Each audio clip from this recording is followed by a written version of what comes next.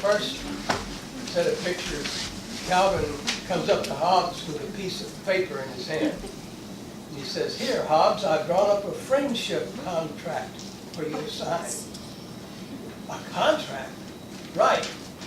It codifies the terms of our friendship. You can renegotiate in 20 years. People are friends because they want to be, not because they have to be, Hobbes says. Calvin says, well, this fixes that.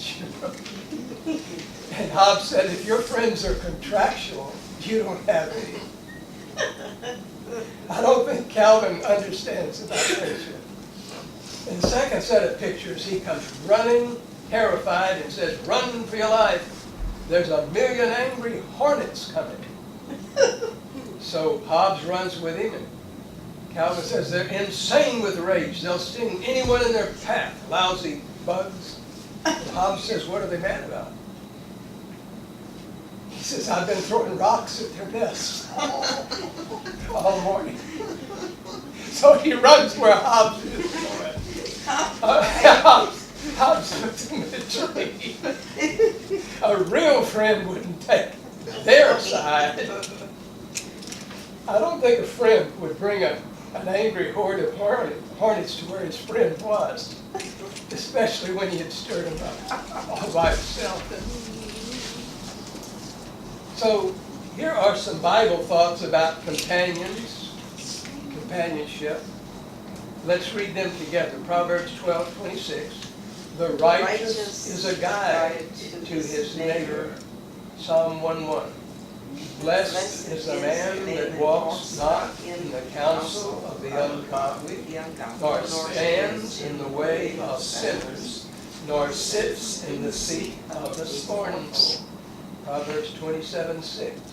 The wounds of a friend are faithful, but the kisses of an enemy are deceitful. Proverbs 13:20. A companion of fools shall be destroyed. I just remembered they gave the Nobel Peace Prize to the head of Israel and the head of Palestine one time when they shook hands. It was very, very famous. I heard an interview with the Jewish fellow years afterward, and he said, what were you thinking when you shook hands? He said, all I could think about was all of my close relatives that this man has murdered. I don't think that was a sincere sign of friendship to come. It didn't do any good at all. So they got the Nobel Prize and then went right back to what they were doing. But most of us as humans are social beings. It's one of our characteristics. You know, when you're watching a wildlife program, sometimes they talk about the bear. The male bear lives all by himself except when he wants to have a young one. And other animals in flocks of sand cranes and stuff like that. Well, we're social beings. We need the closeness of friends. The Bible tells us clearly that ill-chosen friends can ruin us, while wisely chosen friends can lift us up and improve our lives. Proverbs 13:20, let's read that together. Keep company with the wise, and you will become wise. If you make friends with ungodly fools, you'll be ruined. Now in the book of Proverbs, the wise are the people who follow God as they ought. And the foolish are the rebellious ones who refuse correction or direction from God. We have to always remember that when we're reading Proverbs. We're not talking about the way the world defines wisdom or the world defines foolishness. It's in terms of whether they follow God or not. King Solomon is a negative example. He was given all this wisdom. He had, if you look down at the bottom, he had great wisdom about natural things of the earth. He could name all the trees and the insects and the birds and the plants. And there was this wisdom that seemed so marvelous and became famous. But Solomon brought about his own ruin by his disobedience to God. He married an Egyptian princess about the time that he became king. No one is immune to the laws about evil companionship, no matter how wise or how wealthy they are. He also had, got like 49,000 pounds of gold a year or something from just one source of tribute. Just unbelievable. But neither the gold nor the world wisdom that he had helped him with regard to companionship. So let's read this. Where did it go? Oh, on page 1. King Solomon, a negative example. Let's read that together. But King Solomon loved many foreign women, together with the daughter of Pharaoh, women of the Moabites, Ammonites, Edomites, Zidonians, and Hittites, of the nations concerning which the Lord said to the children of Israel, you shall not go into them, neither shall they come in to you. For surely they will turn away your heart after their gods. Solomon joined to these in love, and he had 700 wives, princesses, and 300 concubines, and his wives turned away his heart. For it came to pass, when Solomon was old, that his wives turned away his heart after other gods, and his heart was not perfect with the Lord his God, as was the heart of David his father. Some argue that he married all these women so as to have peace. It was a custom of the time. I saw a picture one time of the, what are called Mormons in Utah. Salt Lake. And the guy that was the head of it out there, it looked like a Holiday Inn with all these little, and that was the home of each of his wives. I mean, this is far as not a good plan. I saw a cartoon one time, maybe you've seen it. There's two guys meeting. One of them is Solomon, and the other guy is the head of the Mormons. And out behind them was this incredible crowd of people, their wives,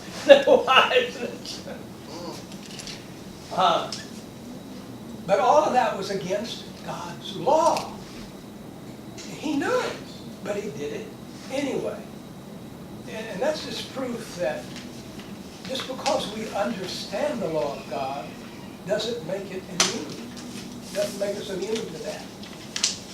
I know stories of people, Christians, who thought that since they understood what God was saying, they didn't have to follow it. They could do what they wanted to do. And they had the heartache of God's knowing what he was talking about, ruining their marriages, and ruining their lives, and things like that.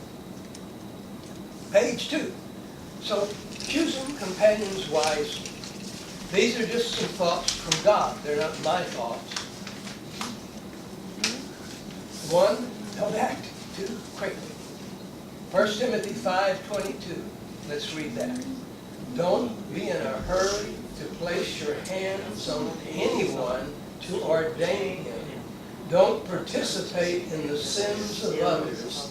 Keep yourselves morally pure. Now that's talking about appointing church elders and things like that.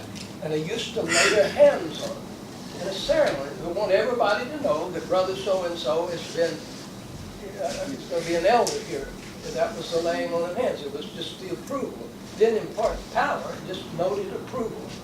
When animals were brought to the priests at the tabernacle and later at the temple, they were to inspect the animal, and if it was suitable for sacrifice, they put their hand on the forehead. Sounds like something we see on TV. But they weren't pushing them down. They were just noting that they were approved for sacrifice. And so he says, don't do that in a hurry. Many, many years ago, a great big church in Fort Worth, Texas, decided they were going to control a growing church down in Miami.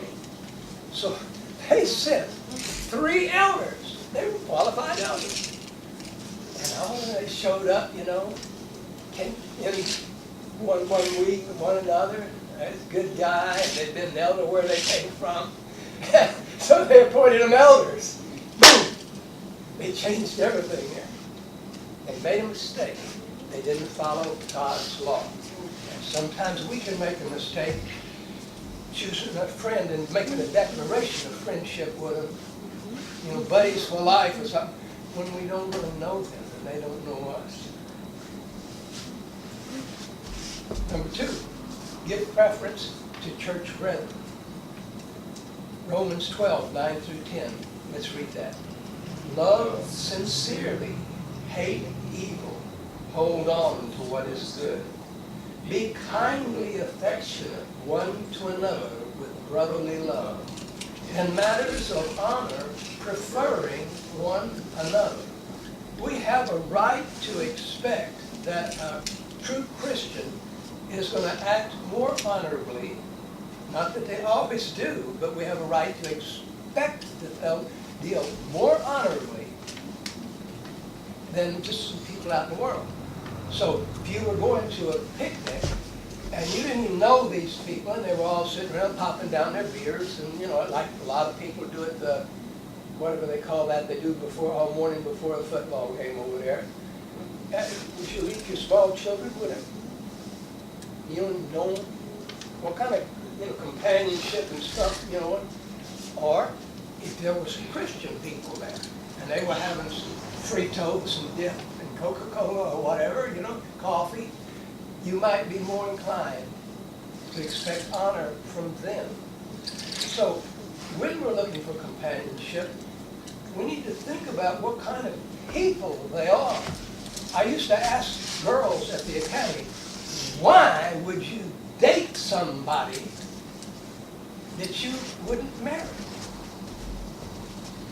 I got to date the quarterback, date the head guy of the basketball team or something. And he may be a crumb, When young people are looking for that kind of thing, it's good for them to realize that too. It's not an absolute, I don't think. But here it says, we're to have kind affections, brother and sister to brother and sister, and we're to look for that in matters of honor. We ought to prefer one another. 3, make a place in our hearts for our friends. There's friendships that are, we had a president years ago who wore a white hat. Classic good guy with a white hat. And one of his lifelong buddies turned out to be a corrupt real estate salesman who'd been scamming people. And this president just turned he didn't know this guy, he never seen him. Wait a minute. If you got a place in your heart for somebody, you're disappointed that happened. But you still have that in your heart. They were your friends. Let's read this in Corinthians, 2 Corinthians 6. We have been very open in speaking to you, Corinthians. We have a place for you in our hearts. We haven't cut you off. Your own emotions have cut you off from us.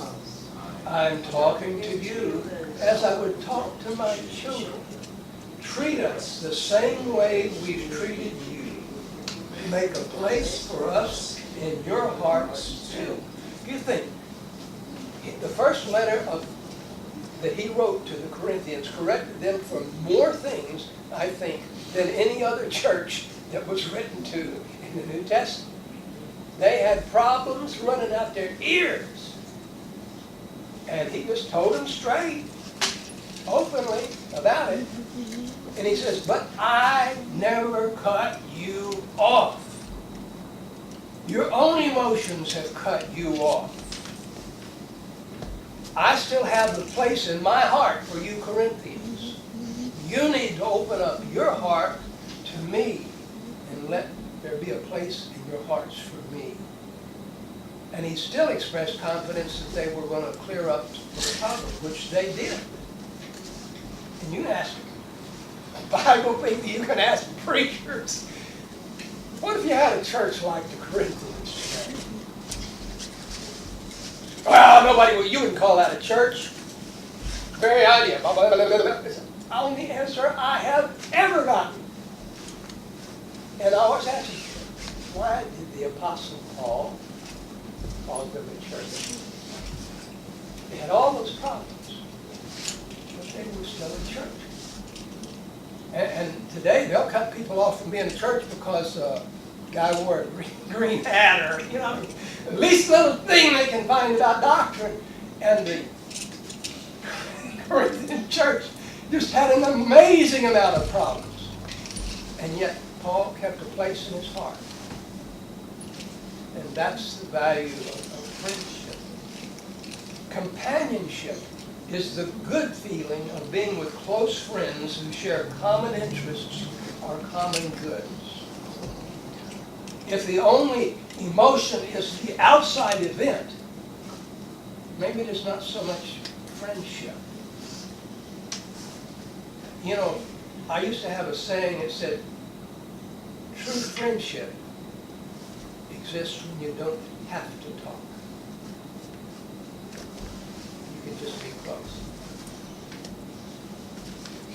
And you can watch kids when they're forming friendship, they can't talk enough. And yet, somewhere if it's a true friendship, it reaches a point where you're comfortable with them and you don't have to necessarily have something to be talking about all the time. Number 4, form a mutual improvement society. Proverbs 27:17. Iron by iron is sharpened, and a man sharpens the face of his friend. Some translations say a man sharpens the wits of his friend. He has an interest in making things better for his friend. And if it's mutually that way, then you have a foundation for a good friendship. Paul had that for the Corinthians, and he wanted to help them. He wanted to sharpen them up. He wanted to help them with them.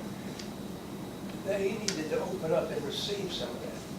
We should sharpen up our friends, and they should sharpen us up, so that both are better from the relationship. There was another saying in life, we have many acquaintances and few true friends. And we're talking about those true friends. We're not talking about an acquaintance who says, hey, I got a couple of tickets for the basketball game, you want to go? And so you go with them, may never go to another basketball game, baseball game, or whatever. Talk about true friendship. Page 3. Look for and give loyalty. Proverbs 27:10. Let's read that. Do not abandon your friend or your father's friend. That's what that president that I mentioned did. He just flat dropped him like a hot potato.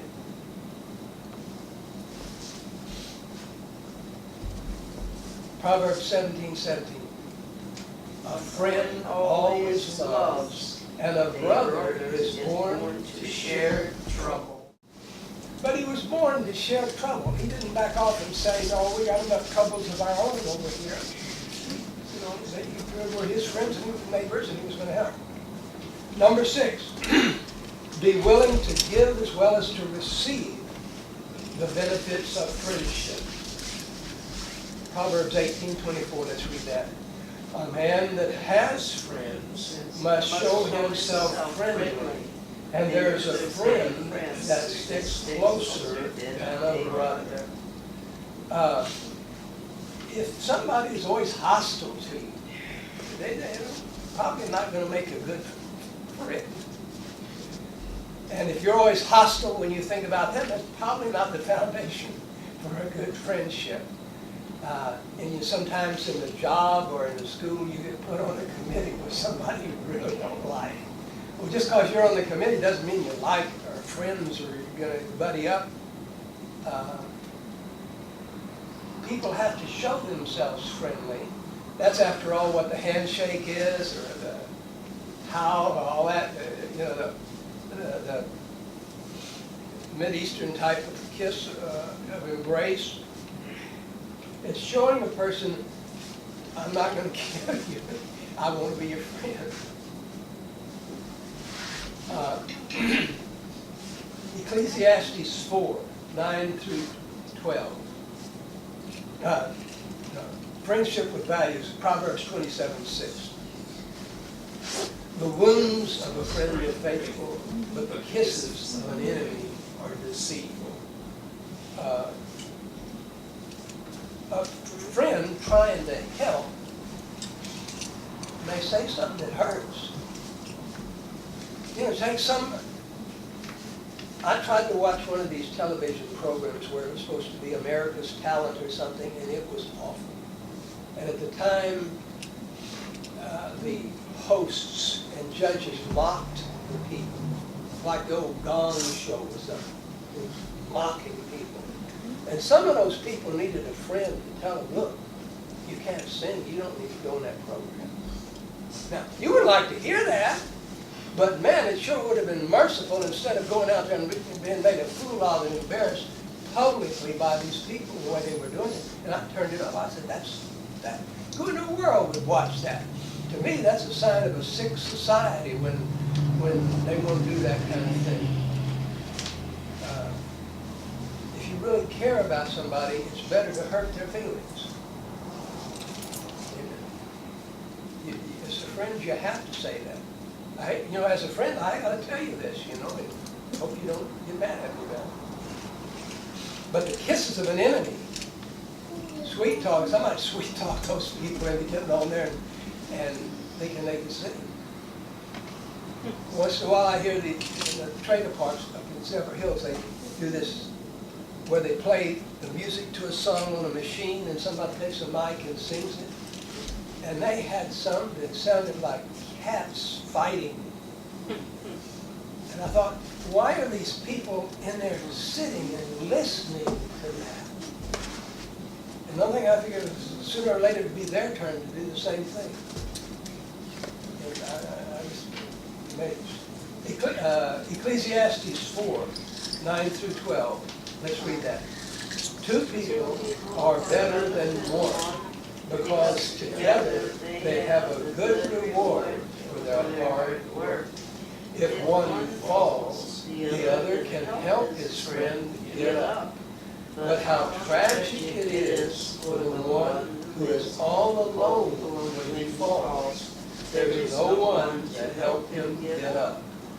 Again, if two people lie down together, they can keep warm. But how can one person keep warm? Though one person may be overpowered by another, two people can resist one opponent. A triple braided rope is not easily broken. On the ships, one time I had a job and I was going down to where the longshoremen used to unload ships downtown. And they have these huge hawsers, and they're ropes, but there's all kind of metal fiber braided through it. And between the two, it's almost impossible to break. I have one guy who hurt himself. And he said, I didn't have an accident. I said, well, what were you doing? He said, well, the ship was on a sandbar out in the Gulf. And the tugboats brought us a small rope, and we had to pull that up, and then I pulled that up, and then the hawser comes, and I pulled that up. He's pulling this incredible weight of hawser all by himself, and that's when he felt the pain. But he hadn't had an accident. Nothing fell on him, and he didn't fall over. A triple braided rope has a lot of sense. So there's times in our life when we need two people. There's times in our life when we need three people. And friends can sometimes get us there. Now, those are 7 ideas about companionship and friendship. Now, this thought here from Matthew 6 is about letting our eye be unclouded. I think it's probably talking about the cataracts that in those times a person would be blind. Matthew 6:22 and 23, let's read that. The eye is the lamp of the body. So if your eye is unclouded, your whole body will be full of light. But if your eye is evil, the whole body will be full of darkness. If the light in you is darkness, how dark it will be. So he changes from something they're familiar with, having the cataracts, where you can't have a sense of light. You know, it's a clear eye, so it's let your eye be clear, unclouded. Because if it's clouded, you see, by evil, that's a lot worse than being clouded by cataract. We shouldn't use clouded vision and self-deception in choosing friends. Satan may be helping us choose the wrong friends. Now, on page 4 is a reference to Jonathan and David back in the Old Testament. Jonathan was Saul's son, and Saul was insanely jealous of David, and he sought to kill David. It's quite an epic story there. So 1 Samuel 18:1, let's read that together. David finished talking to Saul. After that, Jonathan became David's closest friend. He loved David as much as he loved himself. And we're going to read 1 Samuel 20:31 through 42. It's on the back of this that we started with.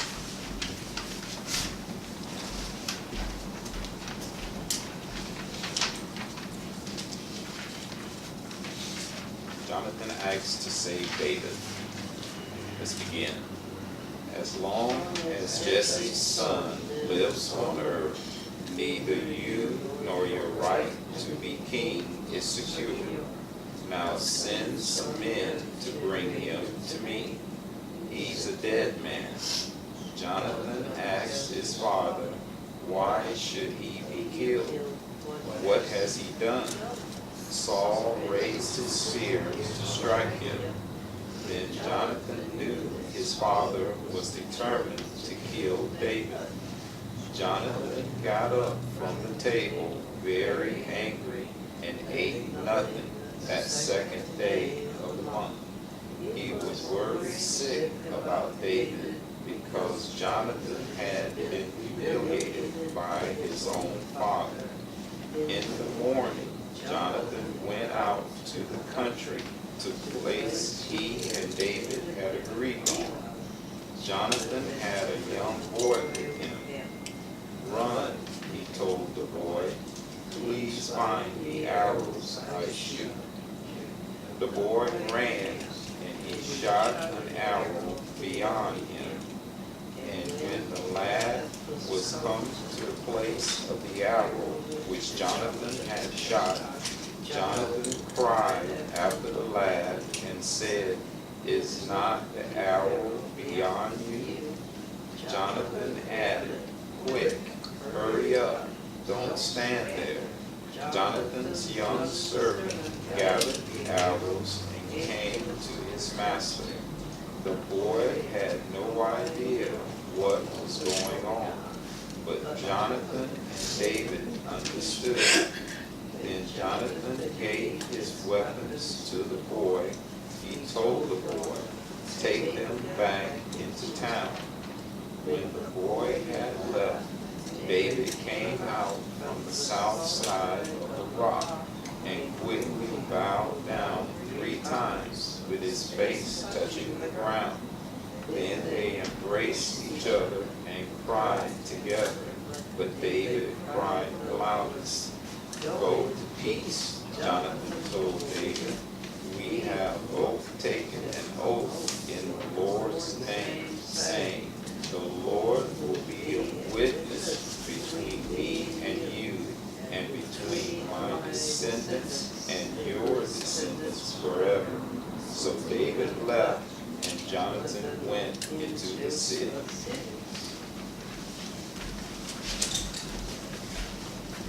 And there you have this wonderful story. Jonathan was older than David, and he understood that God wanted David to take the throne, but the throne was going to be taken away from Jonathan's father, Saul. And at times at any age, when we'll be in a situation where we have to, or find we would like to have some social relationships, and it's just not being shoved together with people. It's following some of those guidelines that can give us a more satisfactory relationship with others. Number 12 was selected as the invitation song. Who can help you with your soul salvation this morning? We ask that you make this afternoon. We ask that you make your needs known as we stand together and sing. Amazing grace, how sweet the sound that saved a wretch like me. I once was lost, but now am found. Was blind, but now I see. Was grace that taught my heart to hear, and grace my fears relieved. How precious did that grace appear the hour I first believed. Through many dangers, toils, and snares, I have already come. Till grace has brought me safe thus far, and grace will lead me home. When we've been there 10,000 years, bright shining as the sun, we've no less days to sing God's praise than when we first begun. In the front of our hymn books is the Lord's Prayer. Let's say that together. Then we'll ask Brother Kirk to dismiss us. Our Father, which art in heaven, hallowed be thy name. Thy kingdom come, thy will be done, on earth as it is in heaven. Give us this day our daily bread, and forgive us our trespasses, as we forgive those who trespass against us. And lead us not into temptation, but deliver us from evil. For thine is the kingdom, and the power, and the glory forever. Amen. Father, we're thankful and blessed we were able to gather together this morning, share our faith, sing songs of praise to you, and learn a portion of your word. We pray this word to stay in our hearts, our minds, and our actions as we go throughout the week to come. We continue to pray for your forgiveness. We continue to pray for, thankful for the strength you give us understanding that we get from coming to church. Continue to ask your forgiveness for our sins. And we pray that you will keep us in your care